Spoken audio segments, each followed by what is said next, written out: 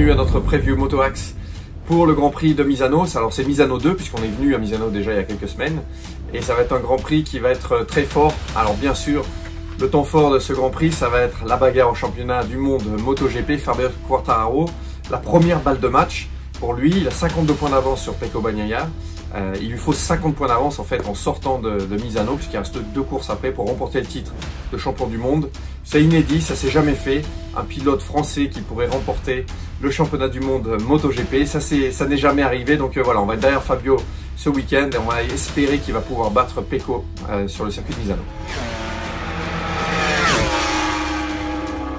Alors ça va pas être facile bien sûr puisque Pecco Bagnaia il a remporté la course ici à Misano, c'est un spécialiste de Misano, il est très en forme aussi et il va tout faire bien sûr pour que Fabio finisse derrière lui. Donc voilà, on va avoir une belle bagarre. C'est un circuit aussi où les Ducati sont rapides. On avait eu 2 Ducati sur le podium pour Misano 1, Pecco qui a gagné la course et Bastianini qui était remonté à la 3e place. Bastianini aussi qui va être bien sûr à surveiller puisqu'il avait fait une remontée énorme sur cette première course à Misano. Il est très en forme, il a fait une belle course à Austin aussi. Il était remonté sur le podium, le meilleur tour en course pour Bastianini aussi à Misano. Donc voilà, bien sûr, à surveiller. Son pilotage, vraiment, ça a été magnifique sur cette première course à Misano.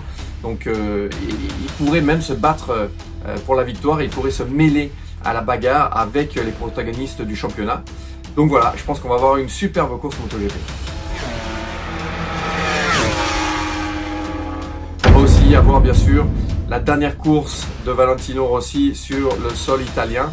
Alors ça c'est une nouvelle un petit peu triste, mais enfin je pense que les Italiens vont célébrer ça. On va avoir des tribunes toutes jaunes, des t-shirts, des casquettes, des drapeaux VR46 de partout à Misano, puisqu'il est chez lui, il habite à côté à Taveglia. Donc voilà, la dernière course de Valentino sur le sol italien.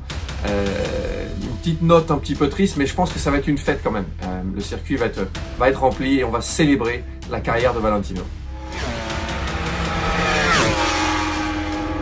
Enfin, il n'y a pas que le MotoGP dans la vie, il y a aussi une grosse bagarre au championnat du monde en Moto 2 et en Moto 3. En Moto 2, on a Rémi Gärtner qui a chuté à Austin, avec Raúl Fernandez, son coéquipier, qui a gagné la course, qui est vraiment remonté au championnat, qui a resserré cet écart. Donc la lutte au championnat est ouverte. Et en Moto 3, on a Pedro Acosta qui était parti très très fort sur le début du championnat, qui a fait quelques petites erreurs récemment, et surtout un Denis Foggia qui est très en forme sur sa Honda, une machine qui est très rapide. Donc voilà, ça s'est resserré aussi au championnat en Moto 3, rien n'est joué. Donc on va avoir des grosses bagarres dans les 3 catégories.